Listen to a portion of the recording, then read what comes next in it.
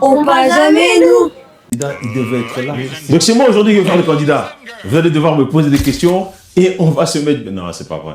On va pas faire ça. On va plutôt faire un débriefing. Que s'est-il passé alors avec ce candidat? Pourquoi il n'est pas là aujourd'hui? Sylvain Tézard n'a pas répondu à nos appels ni à nos courriers par mail, Sollicitations. nos sollicitations.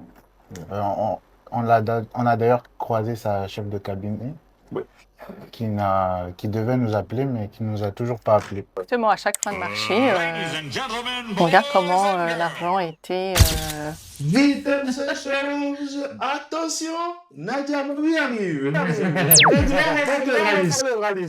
Je veux entendre une action concrète. Alors, les chiffres, Ouais. ils ont été travaillés depuis 1 an. Ah ouais. On a des candidats qui sont conseillers municipaux à Villeneuve-Saint-Georges.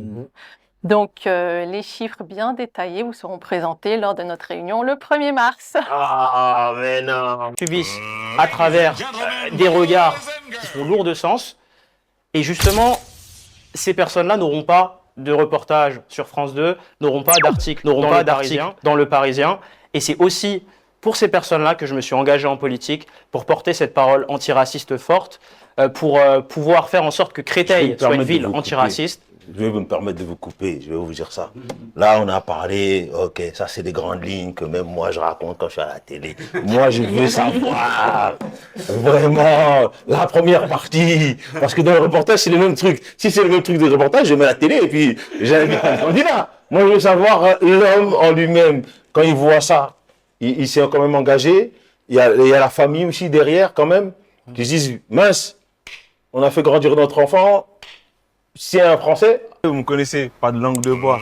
Deuxième candidat que nous avons dû annuler. Oh, dommage. Vraiment, hein, vraiment. Surtout que notre ami Marquis était très fan. Il aurait voulu, j'avais quelques questions. T'avais travaillé, t'avais fait le boulot. Ah, donc déjà, on te remercie pour cette voix, on va l'applaudir parce que c'est lui qui a fait toutes les voix pour tous les candidats depuis le début de notre belle aventure. Et on va peut-être juste dire les grands points de son programme. Allons-y. Elle était censée nous parler de quoi ce soir?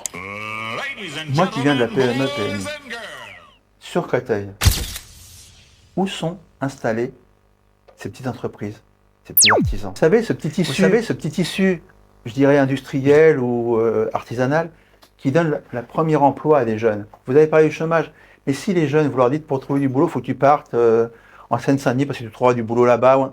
Au début, ils ne veulent pas y aller au début. Ce qui intéresse, et même ce qui intéresse les parents, moi j'en discute avec eux, c'est que leur fille ou leur fils trouve un emploi de proximité, mettent le pied à l'étrier et démarrent. Est-ce qu'on a ça sur Créteil? Merci vraiment la ville, parce que la ville nous a permis de pouvoir être là et leur agent. On s'arrangera, hein, d'accord. Hein. Ne nous tuez pas tout de suite. Moi, je vais vous remercier d'avoir passé ce temps avec nous, de remercier les candidats, de remercier ceux qui ont pris la peine de nous répondre, même si à la fin, on n'est pas arrivé là où on voulait arriver. C'était vraiment génial et je vous souhaite vraiment de réussir dans ce que vous êtes en train de faire. Et comme il a dit, c'est très important, si vous ne prenez pas soin de vous, c'est quelqu'un d'autre qui s'occupera de ce que vous devez pour vous. Donc, réfléchissez avant de dire que cette élection, surtout celle-là, elle n'est pas importante.